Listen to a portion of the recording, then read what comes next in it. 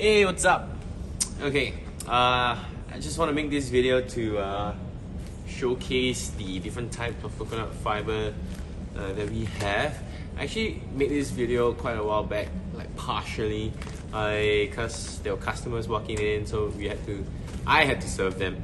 But yeah, so at least you guys know what you're buying into, and we're not a bunch of hoodlums that are trying to rob you of your hard-earned cash, by actually trying to teach you, I guess, on what's going on in your mattress. And I really think education in this field is really important. I mean, take a look around in any store. Actually, you don't even know what's going on in the mattress, yet you're forking out like what, 3, 4, 5 grand on it and hoping that it will fix whatever ailments that you have.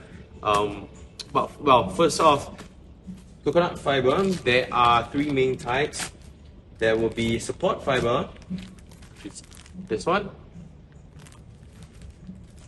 hybrid, and resilient.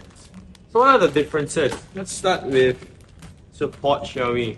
Alright, so support fiber is real great at, well, supporting.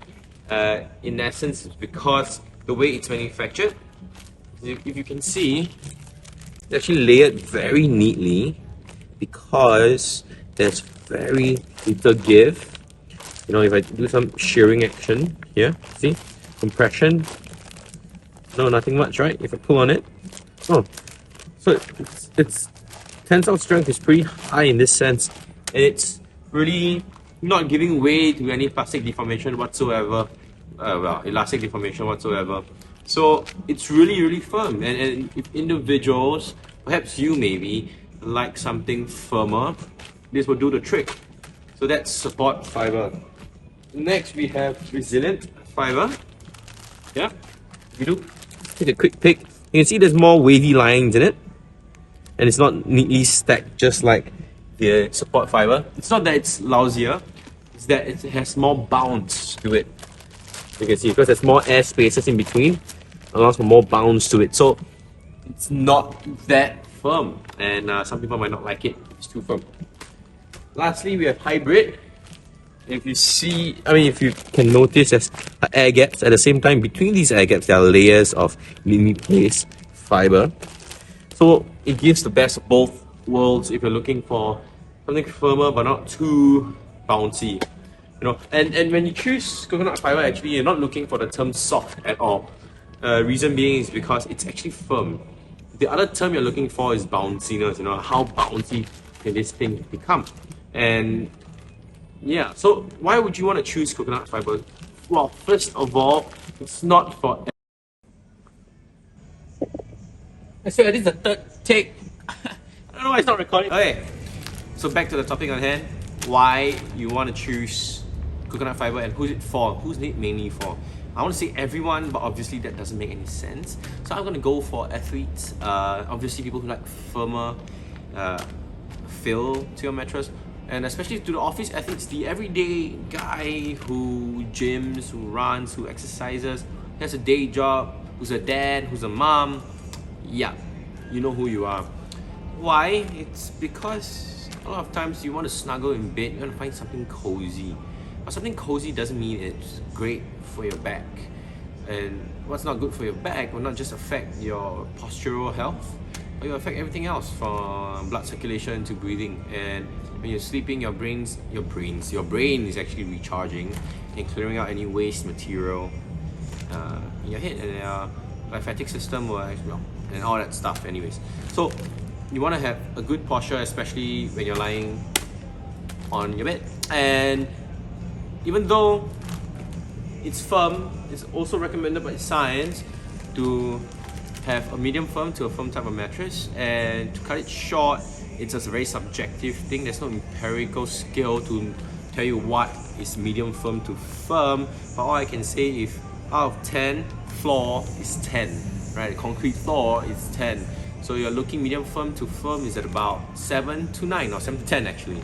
Alright, so yeah, it's great for all those types of people. Obviously, if you want to have a mattress to sink in, to actually feel cozy, if comfort is more important to you, again, nothing wrong with that, then it's not right for you. Coconut mattresses are not right for you. Another good thing is it's all natural. The way FIBRELUX makes their coconut husk is through latex and what else? Well, coconut. And that's about it. Just a few main ingredients. Obviously all steamed and sterilized, so it's clean, anti-dust mite and all that good stuff. But one fallback for choosing these kinds of mattresses is its weight. It's extremely heavy. So imagine you have like a double decker or you're sleeping on top, right? Imagine you spilled something on your mattress and you have to clean it up and you have to change. Imagine that.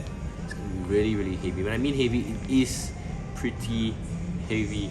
So, alright. Anyways, what I found is that you want to sleep in the same posture as you're standing. And I do understand that some individuals might have tax neck, you know, your neck's bent forward. Maybe you have disc degeneration or kyphosis and all that stuff. It's still recommended to be in a natural position, of course. But of course, a mattress like this won't solve your needs. You go see a psychiatrist, physiologist, perhaps a chiro.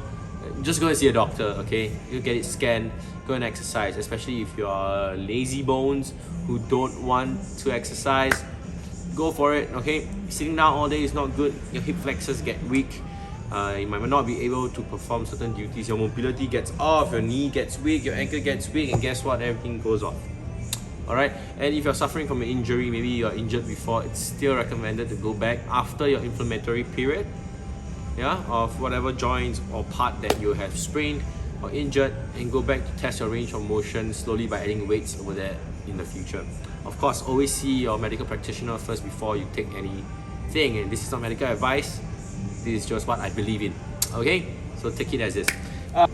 So back to coconut husk. So that's why someone would want to choose coconut husk. Again, spine neutrality is very important, and this keeps it in check. It's firm. There's not much bounce, which means not much cave in. Even though the one I'm holding, the resilient fiber, has air gaps, which means it's bouncier, but it doesn't cave in. Like, it's so hard to cave in. You see, there's so much support in the coconut husk mattress. Of course, usually coconut husk mattresses are more expensive, from 1,500 from a single, all the way to a few grand for a queen to king size. If you find those cheaper ones out there, just be careful. There's a high chance that you'll be looking at this kind of coconut husk fibers. You can see it's actually really flaky. If I can just, yeah, there we go. The way it's bonded is actually through a synthetic glue.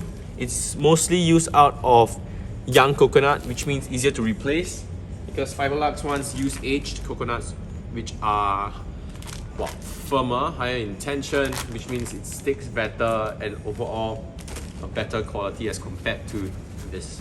Alright, of course I'm exaggerating. You can see the bend, right? And it defeats the point of coconut husk fiber already. But you get the point. Over time your mattress will just act the same way, so just keep in mind. But anyways, that's all I have for coconut husk.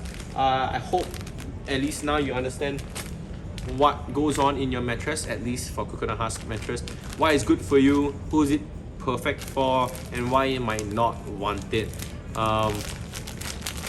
If you have any other questions, just leave it down in the comments. I'm sure no one's gonna comment or even watch this, but hey, do give us a like and a follow, and let your friends know, or family know. I understand that mattresses aren't the most exciting thing, but it's really great if you can give us your support. We're a small business anyway, and you don't have to buy anything from us, you know. Just a like will mean a hell of a lot to us. So anyways, thank you. Hope you guys stay safe. Peace.